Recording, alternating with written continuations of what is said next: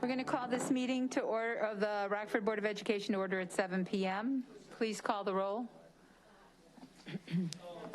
Ms. Pearson? Present. Mr. Rollins? Here. Ms. Mohammed? Here. Mrs. McCulloch? Here. Sorry, Mr. Siegel? Mr. Connor? Ms. Stanford? Here. With 5 present, 2 absent, we have a quorum. Thank you so much. We'll now take a moment for silence and followed by the Pledge of Allegiance.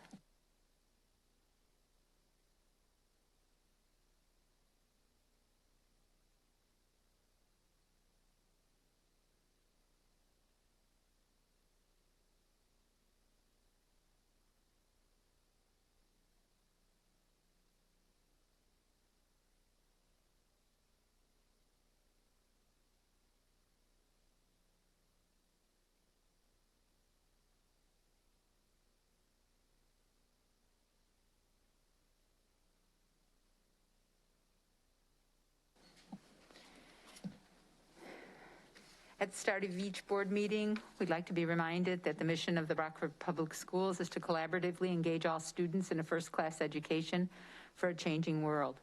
Before we go any further, thank you, Connor Childers, who's working behind the scenes to produce the board's broadcast via YouTube live stream and Comcast Channel 20. We have no speakers, so I'm not going to read that section. So we're going on to board member comments. Does anybody have any comments that they'd like to share? Ms. Pearson? Yes, thank you. I just want to welcome the students back to school. I want to thank the principal, her team of Kennedy, the parent liaisons have reached out to make me a part of the welcoming back of the students. It was a very rewarding day. I want to specifically thank Ms. Mohammed for her continued efforts and collaborative efforts within Subdistrict A. Subdistrict A is one of the largest, if not the largest, subdistrict. So your collaborative efforts is so very much appreciated. Thank you. Thank you. Anybody else? Seeing that, I'll pass the floor on to the superintendent. Do you have any remarks?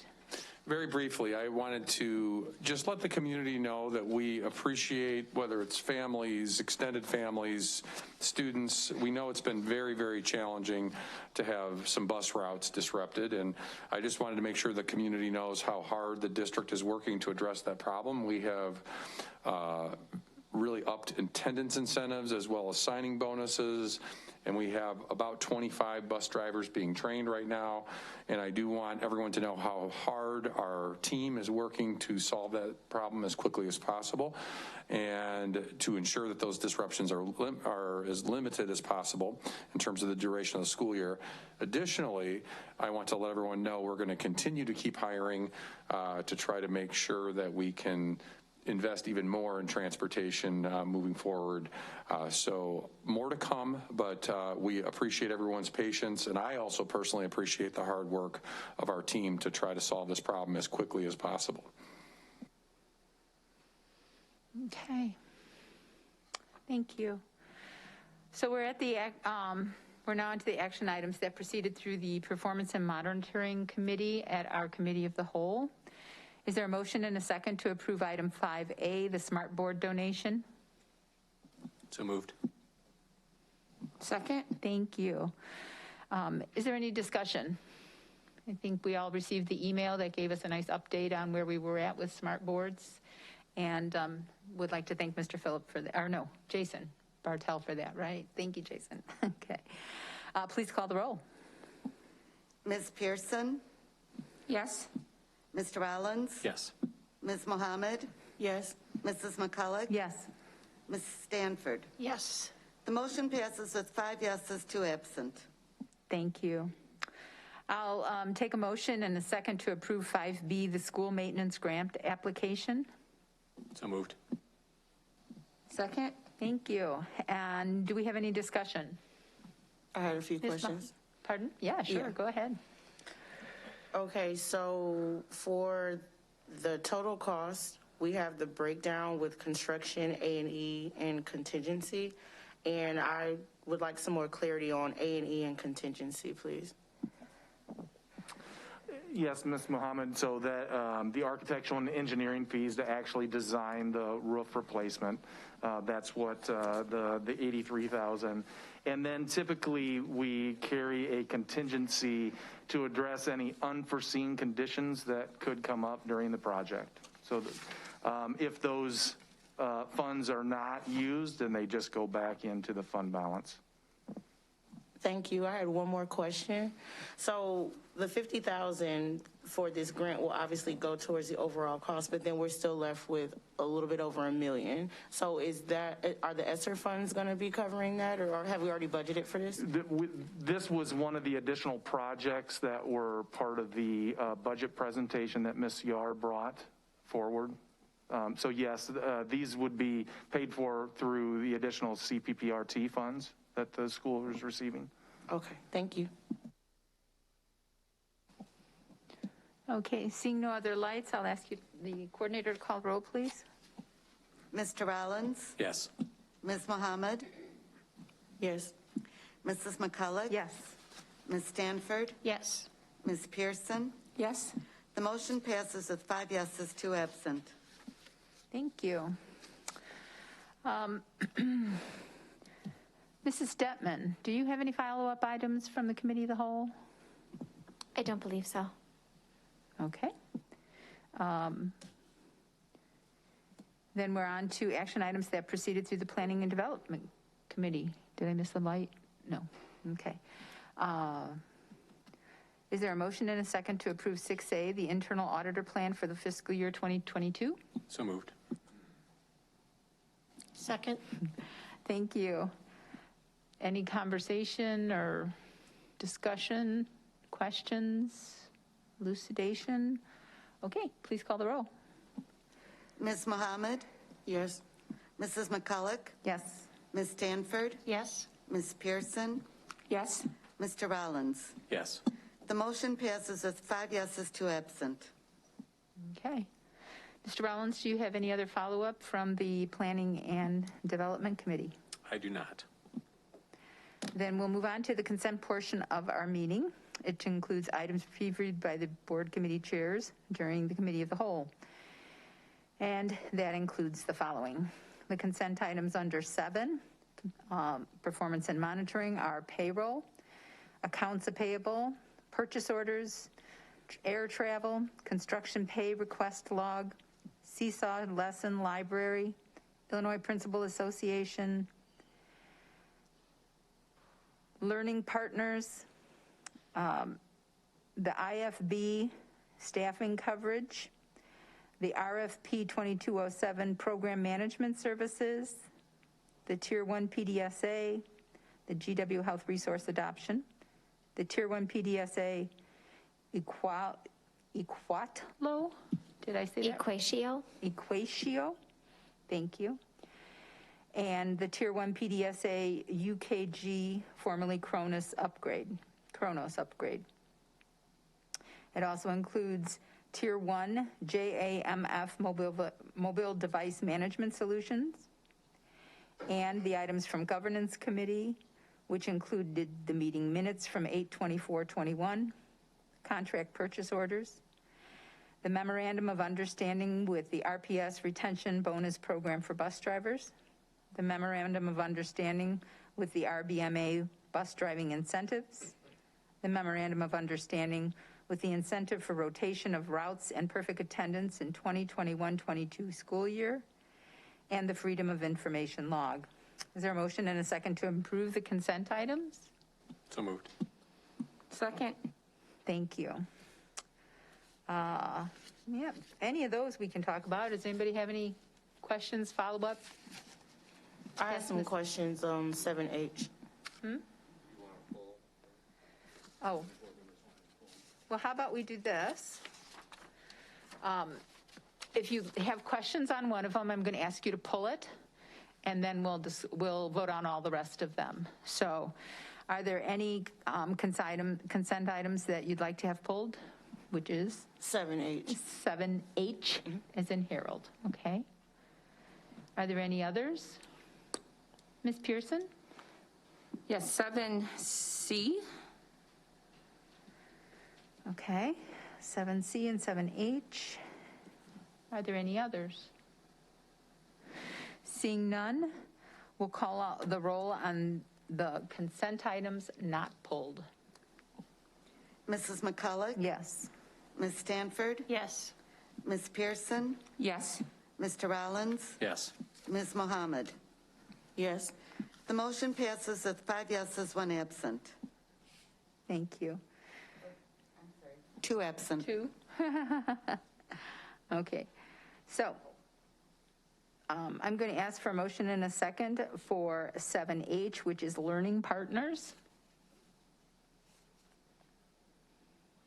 So moved. Second? Thank you. And Ms. Mohammed, did you have some questions? Yes. So I was a little confused on the attachments, so just needed some clarity. The ULLC executive summary and the ROE executive summaries, I think they were the same documents. I don't know if that was intentional.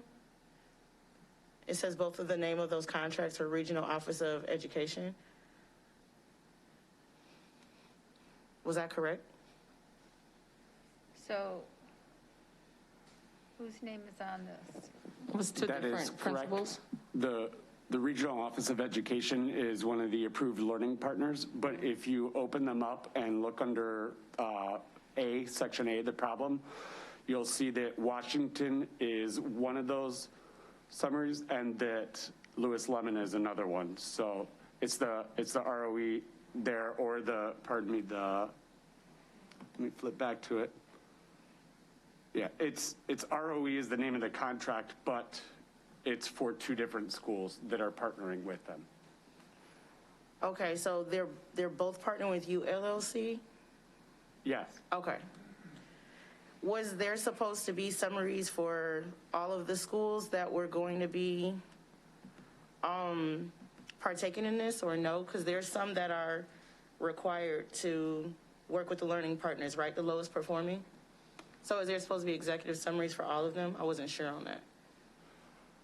I will have to double check that for you. I do know that of the full amount of schools that have been identified for these grant funds, that some of them were still working out the executive summaries and the agreements or contracts with the partners that they had identified. It may be I'm not familiar enough with it at this point yet to identify if maybe some of those were also rolling over. Okay. But I can get back to you on that. Thank you. And then my final question I had for this was, it looked as though in the executive summaries that the 2 principals mentioned that they want to increase the score on the statewide scorecard for the math and the ELA, correct? Sorry, I was still dealing with your first question. Oh, I'm sorry. Apologies, I was still processing the first question, if you wouldn't mind resharing. Sure. Okay, so looking at the executive summaries, the 2 principals stated that the goal is to increase the score on the state scorecard for ELA and math. Did I read that correct? Yes. Okay. So have we identified yet what we want the score to actually be, what we're projecting towards? The schools are working in the school improvement plans that they create in conjunction with Illinois Empower. We're really working to make sure that those align as closely as possible to the goals that we're establishing within our system-wide framework. That process has still been worked out because our partner, Dr. Moshe, who is employed with ISB, who oversees Illinois Empower with our district, is working to be able to have one-on-one meetings with all the principals and hasn't been able to have that baseline meeting yet with every principal yet this year. Okay. So it'll take a few months, or is it going to be like No, 6 months?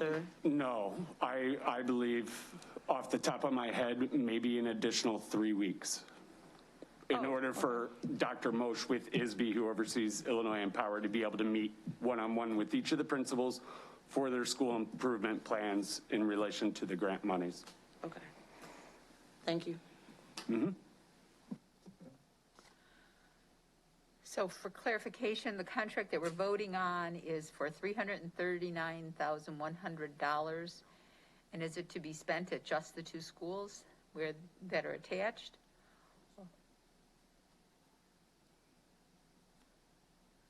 Or that's for everyone, even the ones that haven't been part of the conversation? It would just be for the ones that are attached here for this part.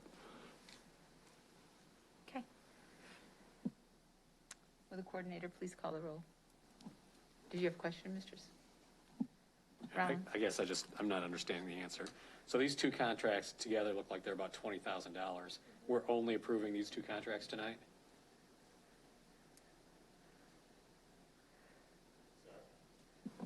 One moment, I'm trying to process and make sure that I'm looking at the same as you. So you're saying when you look at the ULLC consulting agreement and the ROE consulting agreement, those two items? Well, I think we're looking at the top two items, which are the two school specific contracts. And maybe that's what's causing the confusion. Why did we attach those two schools but no other schools? I think that I think to go back to your first questions that I was trying to support, that it looks like all of the ROE pages were duplicated and you were not provided with the ULLC executive summaries. If you look on the agenda executive summary, it breaks down the cost for you. There's $278,000 for ULLC. All of those schools are listed on page 8 of the consulting agreement with the breakdown of dollars per school. And then same on the ROE agreement. The ROE breakdown of dollars is $61,100, and that information is also in the consulting agreement. So I think the confusion was just in having the duplicated documents for the school-based executive summaries rather than having all of the documents for ULLC. So we're actually approving the two consulting agreements. Correct, for those dollars amounts that are listed in item E on the agenda executive summary, total cost. Okay.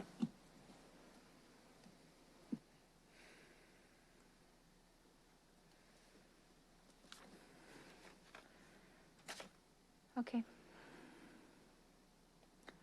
Clear as mud. Would the coordinator, is everybody okay with that? Everybody understand what we're approving? What we're voting on right now? I'm still trying to go back and just look because it's the 8 schools that are listed on the ULLC consulting agreement, but the schools that are the lowest performing is more than 8. So I guess I'm just not clear on the plan for the executive summaries for the rest of those schools.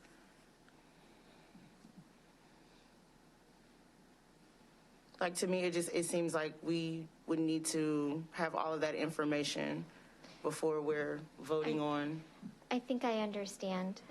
It looks like the part B on the executive summary and the agenda, the background, lists all of the schools that have been identified. What you're voting on tonight is only the schools that are listed in the consulting agreements for ULLC and ROE. We have additional learning partners working with other schools that are listed here, like DMG, to add some more letters. The district management group is another group that's working with RISA, for example. So Part B, background, gives you all of the schools that are named as part of Empower schools because of their status with the state. But tonight you are only voting on those that have selected ULLC or the ROE as partners. Okay, but the other schools are working with other entities? Yes, it's okay. required. It's broken down into a must and a may. So the schools that are listed as comprehensive must work with a learning partner. Those that are listed as targeted may work with a learning partner if they choose. Okay, thank you. Thank you. Okay. And we're comfortable enough voting? We don't need to have anything else brought back? Okay. Coordinator, please call the roll. Ms. Stanford? Yes. Ms. Pearson? Yes. Mr. Rollins, Yes. Ms. Mohammed, Yes. Mrs. McCulloch. Yes. The motion passes with 5 yeses, 2 absent.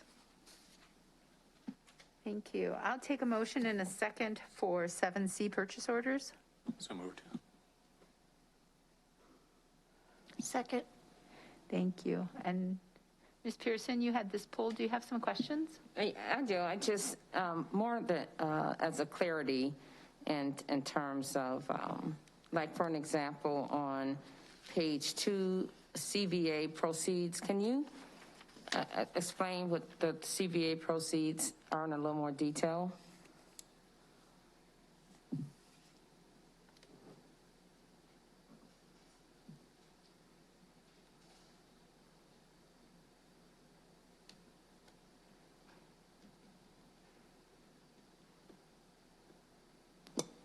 Hi, I'm Jamie Murray, the Executive Director of Finance. I actually don't have that report in front of me to be able to answer that question. I can take a only stab have the at summary. it. I think are you talking about the 8 to 18 Media, Inc.? And you were looking specifically at the CVA proceeds being deducted? Correct. And on So it's $750 for the subscription and then the CVA proceeds. I think what's happening is individual schools are paying a bill to 8 to 18 Media to run their annual subscription, and there's some kind of a discount that is tied to something called CVA proceeds. I'm not sure if Mrs. Murray would have that off the top of her head, but I know she could get back to you with I that. can, yes. okay, thank you. And so it looks like Kronos merged with another company.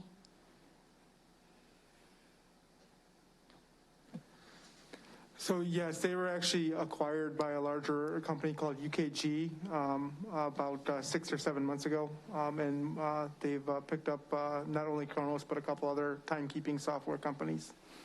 Okay, and there was a concern that in 5 years what we currently have would be obsolete. Did I understand that correctly?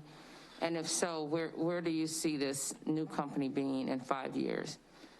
So Kronos itself, in which they acquired, has been kind of the gold standard for time and attendance software and time clocks for probably the last 20 years. We see them being very strong in their area. This current software package that we move forward with the upgrade with is just a K-12 centric version of that, and we feel that that's going to be around for quite some time. Software life cycle on that is going to be probably at least 10 years. Okay, thank you. That's all I have. Thank you.